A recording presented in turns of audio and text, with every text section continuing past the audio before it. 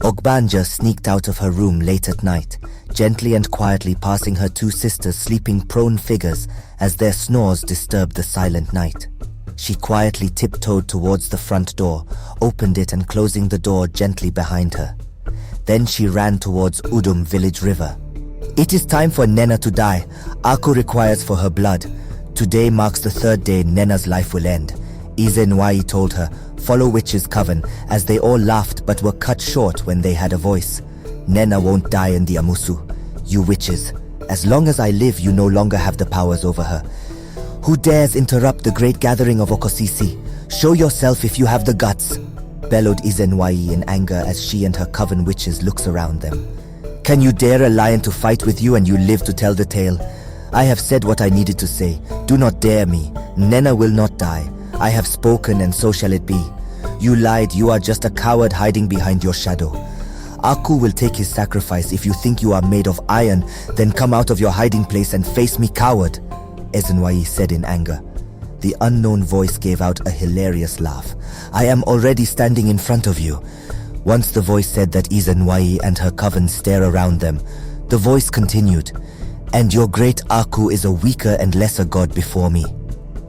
You dare insult the God who gave us riches and wealth and made us who we are. We shall see who loses this battle, O.G.B.A.N.J.E said, and raised her staff up. All her coven witches also stretch out their arms towards the staff. The voice continued laughing. I have made my point clear. If you touch Nena, you all would receive my wrath. Till then, O.G.B.A.N.J.E said, and then continued. I invoke you, ancient spirit of the death. Go and kill Nena. Her blood must be used tonight. Something full of darkness crept out of the raised staff and with an inhuman speed went towards Nena's home. O.G.B.A.N.J.E started hitting her staff on the ground and was dancing in circle. Her fellow coven witches stood up and started dancing in circle. O.G.B.A.N.J.E was in their middle. They want to dare me, the voice told Ogbanje as she made her way towards the hut of Nena. She had gone to the river as the voice had instructed and listened to the conversation between the voice and the witches. And now the voice had told her to hurry up to Nena's hut. She was a faster runner. She got there waiting for whatever the witches had sent. Ibuka, on the other hand, wasn't asleep. In fact, he was wide awake when he heard a noise. He quietly stood up from his bamboo bed and went towards where he usually kept his cutlass in one corner of his hut, took it, and made his way towards the front door. He opened it soundlessly and peeped outside, and was surprised to see Ogbanje standing akimbo in front of the hut. He opened the door widely and stepped outside towards Ogbanje. So is this the plan you said you had? Ibuka asked as he approaches Ogbanje, but Ogbanje remained silent and kept staring ahead. Ogbanje, what is it again? Are they coming to kill my mother? Ibuka questioned. Shh, I smell it, Ogbanje said all of a sudden. Smell what, Ogbanje? Ibuka said. It is here already. O.G.B.A.N.J.E and her fellow witches were still dancing when the roar of a thunder was heard. Lightning followed suit as it struck in their midst, scattering them and flung some of them away. Everyone, including the O.G.B.A.N.J.E, disappeared and went back to their various bodies. Ogbanje's eyes shone white and pointed a single finger towards the direction of the fast-moving spirit. Ibuka did not know what happened after that. All he knew was when O.G.B.A.N.J.E pointed her finger, the thunder that blasted was too much that he had to close his ear against the sound. O.G.B.A.N.J.E wiped off her hand from her waist wrapper and turned to Ibuka with a smiling face. The battle is over. Does that mean my mother won't die? O.G.B.A.N.J.E nodded her head in affirmative. Ibuka jumped for joy and almost knocked down O.G.B.A.N.J.E in his state of happiness. So what about my mother's illness? She will get well before the cock crows today. Thank you, Ada, thank you, Ibuka said elated. Aku was restless in his abode. How could a mere human girl stop his death spirit when it went to kill one of his followers? How is that possible? He has to see Ikenga once again. O.G.B.A.N.J.E, go and fetch me some firewood so that I will use it in preparing our evening food. Adaku told O.G.B.A.N.J.E. If Uzochi and Ugochi are not coming with me to fetch the firewood, then I am not going anywhere. O.G.B.A.N.J.E retorted. As your witch started again, O.G.B.A.N.J.E? Don't dare me this afternoon, O.G.B.A.N.J.E, because the whole people of Udum will gather me and you when I start my own. Adaku shouted, but O.G.B.A.N.J.E wasn't afraid. And I have told you that I won't step any of my foot outside my father's compound if my sisters are not coming with me. If you like talk from now till tomorrow, or carry Ogane gong and beat around the village, you see this my legs, they will not go anywhere. Ogbanje said, and went inside her hut. There is nothing I will not see in the hands of this girl. Adaku said, but wait, who has given this girl the mind to talk back at me and walked out of me? If I tell her father, he would support her and not me. I will deal with this girl mercilessly. Adaku went to fetch the water by herself at the village river. Papa, the night has not yet eaten its supper, so please tell us a story.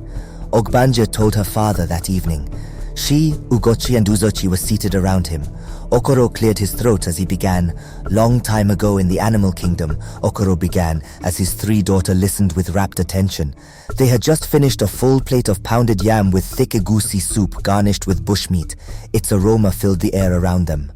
O.G.B.A.N.J.E had used up all his salt, and he found his meal so tasteless without it that he decided to call on his brother and ask him if he had any to spare. His brother had plenty.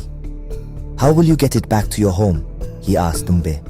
If you will wrap the salt in a piece of bark cloth and tie it up with string, then I can put the string over my shoulder and drag the parcel along the ground behind me, said O.G.B.A.N.J.E. A splendid idea, exclaimed his brother, and between them they made a tidy package of the salt. Then O.G.B.A.N.J.E set off for his long, slow journey home, with the bundle going bump, bump, bump along the ground behind him. Suddenly he was pulled up short, and turning round he saw that a large aqua lizard had jumped onto the parcel of salt and was sitting there staring at him. "Get off my salt!" exclaimed O.G.B.A.N.J.E. "How do you expect me to drag it home with you on top of it?" "It's not your salt," replied the aqua. "I was just walking along the path when I found this bundle lying there. So I took possession of it, and now it belongs to me." "What rubbish you talk," said O.G.B.A.N.J.E. "You know well it is mine, for I am holding the string that ties it." But the aqua still insisted that he had found the parcel lying in the road, and he refused to get off unless O.G.B.A.N.J.E went with him to the elders to have their case tried in court. Poor O.G.B.A.N.J.E had to agree, and together they went before the old men at the court. First O.G.B.A.N.J.E put his case, explaining that as his arms and legs were so short, he always had to carry bundles by dragging them along behind him. Then the aqua put his side of the matter, saying that he had found the bundle lying in the road. "Surely anything that is picked up on the road belongs to the one who picks it up," cried the aqua. The old men discussed the matter seriously for some time, but many of them were related to the aqua and thought that they might perhaps get a share of the salt, so eventually they decreed that the bundle should be cut into 2, each animal taking half. O.G.B.A.N.J.E was disappointed because he knew it really was his salt, but he sighed with resignation and let them divide the parcel. The aqua immediately seized the half that was covered with the biggest piece of cloth, leaving poor O.G.B.A.N.J.E with most of his salt escaping from his half of the parcel and spilling out onto the ground. In vain did O.G.B.A.N.J.E try to gather his salt together. His hands were too small, and there was too little cloth to wrap round it properly. Finally he departed for home, with only a fraction of his share, wrapped up in leaves and what remained of the bark cloth, while the elders scraped up all that had been spilled, dirty though it was, and took it back to their wives. O.G.B.A.N.J.'s wife was very disappointed when she saw how little salt he had brought with him, and when he told her the whole story, she was most indignant at the way he had been treated. The long, slow journey had tired him, and he had to rest for several days. But although O.G.B.A.N.J.E was so slow, he was very cunning, and eventually thought up a plan to get even with the aqua. So after a few days of rest and saying goodbye to his wife, he plodded along the road towards the aqua's home with a gleam in his eye. And after some time he caught sight of the aqua, who was enjoying a solitary meal of flying ants. Slowly and silently, O.G.B.A.N.J.E came upon him from behind and put his hands on the middle of the aqua body. "See what I've found?" called O.G.B.A.N.J.E loudly. "What are you doing?" asked the perplexed aqua. "I was just walking along the path when I found something lying there," explained O.G.B.A.N.J.E. "So I picked it up and now it belongs to me, just as you picked up my salt the other day." When the aqua continued to wriggle and demanded that O.G.B.A.N.J.E set him free, O.G.B.A.N.J.E insisted that they go to the court and get the elders to judge. The old men listened attentively to both sides of the story, and then one said, "If we are to be perfectly fair, We must give the same judgment that we gave concerning the salt. Yes, said the others, nodding their white heads. And we had the bag of salt cut in two. Therefore we must cut the aqua in two, and Mb shall have half. That is fair, replied Mbe. And before the lizard could escape, he seized a knife from an elder's belt and sliced him in half, and that was the end of the greedy lizard. Okoro concluded his story and bid his daughters a good night's sleep. Ikenga was shown Ogbanje as she went towards the river. That was the girl the spirit of death says it had encountered with. Aku told Ikenga, a pretty young lady. Ikenga admired her beauty.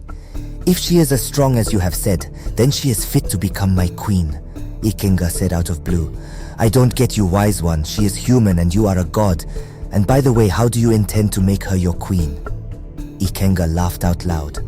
I will be to the mortal world as one of them.